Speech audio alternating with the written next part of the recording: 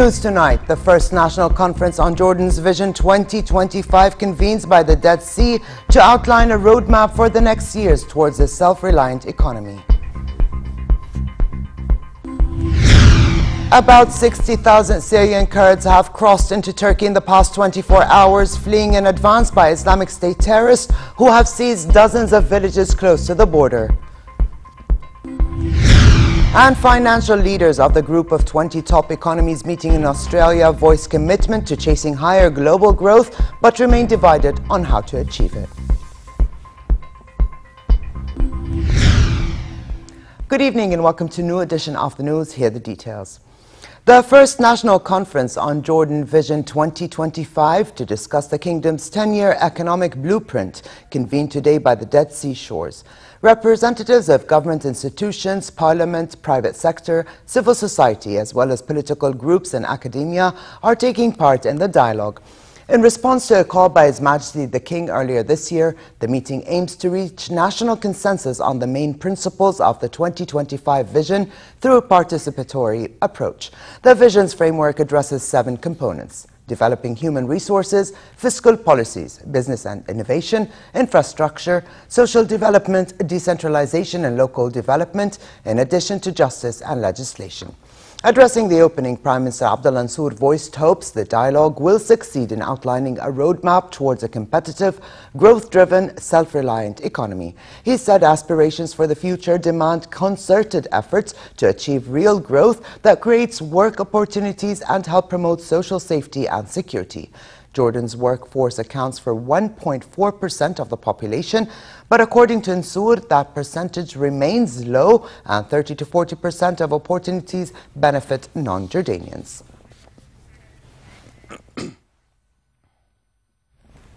Minister of Foreign Affairs and Expatriate Affairs Nasser Judeh took part in a ministerial debate at the UN Security Council to discuss the situation in Iraq. U.S. Secretary of State John Kerry chaired the session on the sidelines of the 96th session of the UN General Assembly.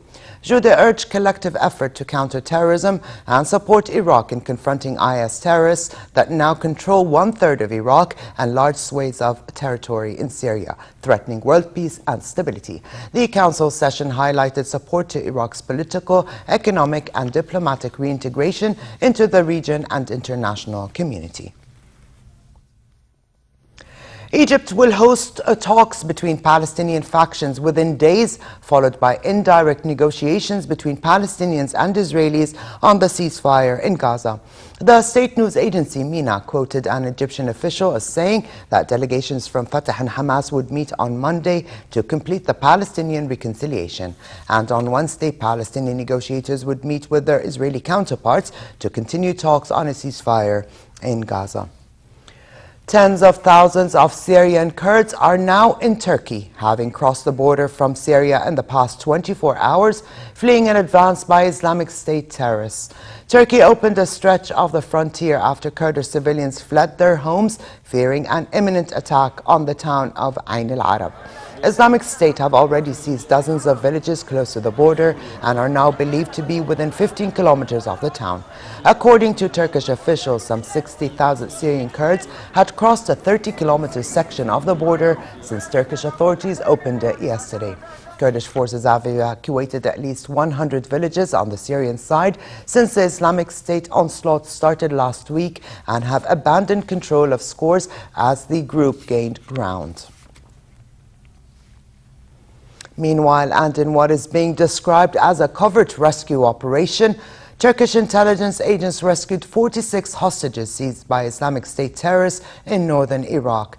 The former hostages landed in Ankara after being released overnight in the town of Tel al-Abyad on the Syrian side of the border with Turkey. The hostages were seized from the Turkish consulate in Mosul on June 11 during a lightning advance by the IS. Here's more. Freedom at last for dozens of men, women and even children held hostage by Islamic State for 3 months. It was an emotional end in the Turkish capital to their long journey. They were escorted down the aircraft steps by the Turkish Prime Minister before they were bombarded by their families and friends. They were diplomats, soldiers and employees who'd been taken from the Turkish consulate as IS fighters overran the northern Iraq city of Mosul in June. Earlier, Ahmet Davutoglu flew into Şanlıurfa to greet the 46 Turkish hostages and 3 Iraqis. Bugün sadece sizin ve aileleriniz için değil. Today is not only a celebration day for you and your families. It is a very significant day for the whole nation. I wish from God that all of our days in the future will be as good as this one and we will never experience such a sadness ever again. It's believed they were released along the Syrian-Turkish border. They were brought to southern Turkey in the early hours of the morning. The circumstances behind their freedom remains unclear, but Turkey has refused direct involvement in the military campaign against IS, partly because of fears over their safety. U.S. President Barack Obama said the world is uniting against the threat posed by the Islamic State and will use the upcoming UN General Assembly to continue to rally the world against the terrorist group. In his weekly address, Obama said so far over 40 countries, including Arab nations, have offered assistance as part of the coalition against ISIL. Obama is scheduled to attend the annual gathering of world leaders at the UN General Assembly next week, where IS is expected to be one of the key topics of discussion. He is slated to give a speech to the world body on Wednesday. We will use our air power. We will train and equip our partners. We will advise and we will assist. And will lead a broad coalition of nations who have a stake in this fight. This isn't America versus ISIL. This is the people of that region versus ISIL. It's the world versus ISIL. Because we're leading the right way, more nations are joining our coalition. Over 40 countries have offered to help the broad campaign against ISIL so far, from training and equipment to humanitarian relief to flying combat missions. And this week, at the United Nations, I'll continue to rally the world against this threat. Over to Yemen, where Yemeni President Abd Rabbo Hadi called for UN-brokered political settlement with Shiite rebels as violence raged in the country for a third day. He described the Houthi advance into Sana'a as inexcusable and that the right choice is through a process taking place with UN Special Envoy Jamal bin Omar. Houthi rebels clashed with the army on the outskirts of Sana'a on Thursday, and fighting has since escalated between the Houthis and tribesmen. And today the state-run television building caught fire after a 3-day mortar attack by the Houthis. Hundreds were trapped in the building, and Yemeni TV broadcast a written message for national and international organizations to intervene to save its employees from the shelling. At least 16 people were reported dead as they tried to flee their home in the north of the capital. In Ukraine, an explosion rocked a plant producing munitions and industrial explosives in the country's eastern city of Donetsk. Municipal authorities reported the blast, saying it sent flames and smoke billowing over the city, even as government forces and pro-Russian separatists prepared to create a buffer zone to separate the warring sides. Earlier, a 9-point memorandum signed by Ukrainian separatists and envoys from Moscow and Kyiv called for the withdrawal of heavy weapons, including artillery, and all foreign fighters from a 30-kilometer-wide buffer zone. Australian Treasurer Joe Hockey opened the G20 meeting of finance ministers and central bankers, saying the group has an opportunity to change the destiny of the global economy. He outlined an ambitious agenda of boosting world growth, fireproofing the global banking system, and closing loopholes for giant multinationals. In February, Hockey had launched a campaign to add 2 percentage points to world growth by 2018 as part of Australia's presidency of the G20. Also on the agenda at the G20 in Cairns are plans to stem the loss of revenue from multinationals shifting their profits to low-tax countries, potentially reclaiming billions of dollars. The whole world needs to go after tax cheats, Hockey said about the measures, which he hopes will be adopted by at least 44 countries. Construction of infrastructure Intruders can be a commonplace, especially into celebrities' homes, but an intruder into the White House? A man jumped over the White House fence and made it into the front doors of the executive mansion before being apprehended, sparking an evacuation within the complex. Omar J. Gonzalez from Texas made it onto the grounds and ignored commands to stop, but was ultimately caught unarmed just inside the north portico doors of the White House, one of the building's main entrances. Armed Secret Service officers raced through the West Wing area and ordered journalists and staff members to evacuate. The intruder's ability to get so far on the grounds is very unusual for a complex that is heavily guarded by Secret Service officers and snipers. He was arrested and taken to hospital for evaluation. No further details were available yet. Made in China. Chinese fans of the hit U.S. television sitcom Friends have found an exact replica of their favorite show's Central Perk Cafe. In the capital, Beijing, exists a detailed replica of the fictional cafe, from the couch to items on the menu, where Friends fans can enjoy a cup of coffee and view their favorite show. Central Perk Beijing owner, who also happens to be named Gunther, just like the show's owner, has filled the shop with memorabilia from Friends. And the manager of the cafe was born the very year the first episode of Friends aired, making her just as old as the series itself. For the show's 20th anniversary, which falls on Monday, the cafe will hand out one free drink to every customer who walks in.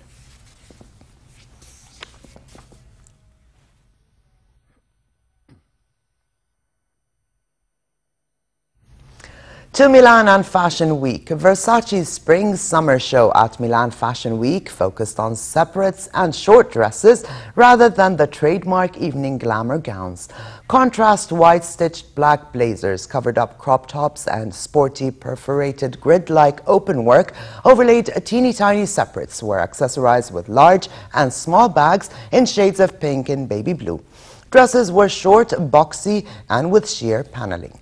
Colors contrasted sugared almond shades of pink and blue with red, turquoise, and black for a punchy combination.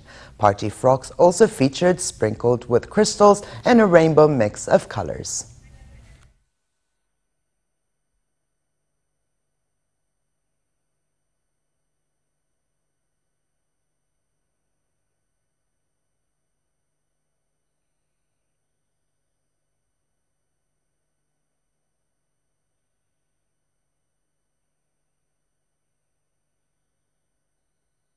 In another show, Philip Plain took his audience under the sea to show off his Spring-Summer 2015 collection with a strong focus on 50s dresses. Starting with dresses inspired by the 1950s with their tight tops and long crinoline skirts in a boldly colored palette, the show also featured various combinations of jackets and shorts accessorized with flat sandals and featuring studs and sparkles. Chain-trimmed shrunken leather biker vests teamed with puffball skirts or tailored shorts were sported. Rhinestone stripes appeared on stovepipe jeans, followed by rhinestone toucans and parrots on every type of garment.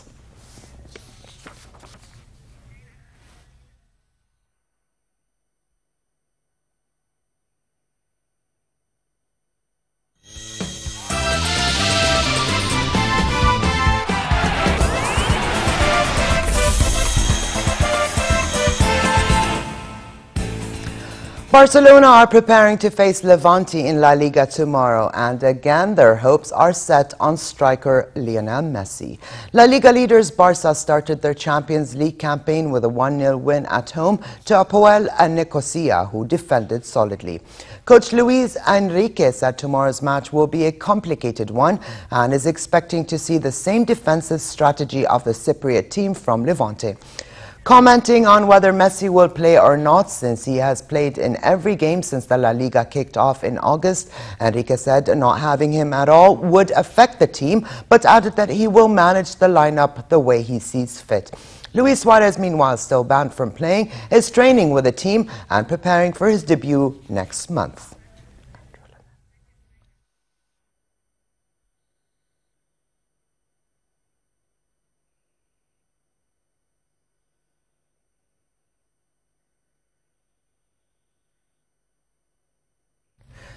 Adrenaline junkies from around the world gathered in southwest China's Guizhou province to make death-defying leaps from a bridge so high that it towers above the clouds.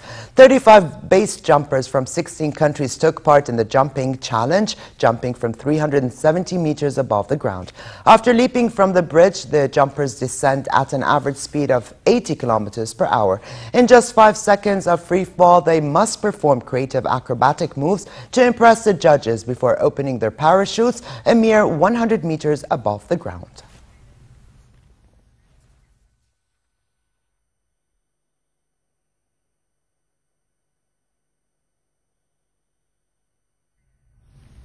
And finally, cool weather with partly cloudy skies prevail in hilly areas tonight and fair in other regions. Winds will be northwesterly moderate to brisk.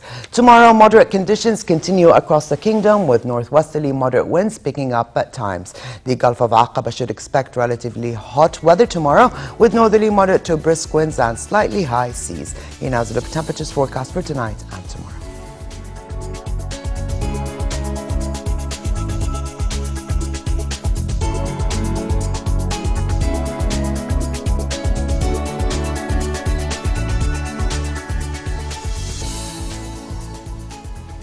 And to close, here's a reminder of the day's top stories.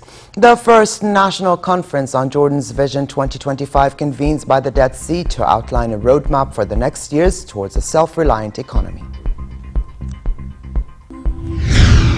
About 60,000 Syrian Kurds have crossed into Turkey in the past 24 hours, fleeing in advance by Islamic State terrorists who have seized dozens of villages close to the border. And financial leaders of the group of 20 top economies meeting in Australia voiced commitment to chasing higher global growth, but remain divided on how to achieve it. And with this, we come to the end of this edition of the news. I'm Touqan. Thank you for joining us. Have a good night.